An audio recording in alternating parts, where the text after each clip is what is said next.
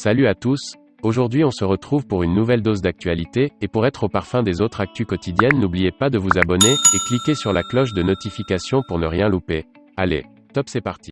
Alors que le Nubia Flip a été annoncé en février comme le smartphone pliable le moins cher au monde, puisqu'il commence à seulement 499 $.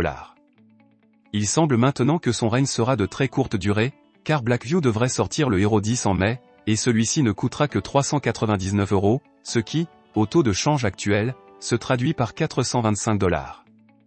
Bien sûr, les prix peuvent différer selon les régions, mais il semble assez clair que le Blackview Hero 10 sera effectivement moins cher que le Nubia Flip, et qu'il s'agit également d'un pliable de style flip. Il semble donc que nous arrivions enfin à un endroit où les pliables abordables sont plus qu'une simple chimère.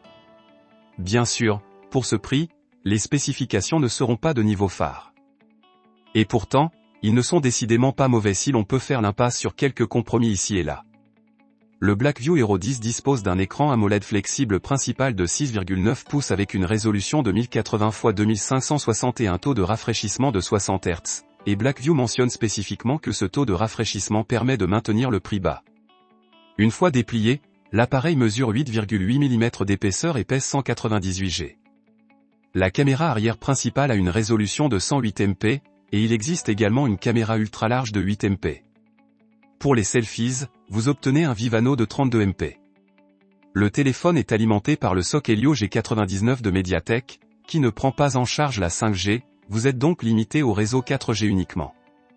Le Hero 10 dispose de 12 Go de RAM et de 256 Go de stockage. Malheureusement, l'appareil fonctionnera sous Android 13, ce qui pourrait être inacceptable pour beaucoup à la mi-2024, étant donné qu'Android 14 a été lancé l'automne dernier. Il dispose cependant d'une charge filaire rapide de 45 watts, bien que Blackview garde la capacité de la batterie mystérieuse, ce qui semble être une sorte de préfiguration, nous supposons que ce n'est pas une très grosse cellule.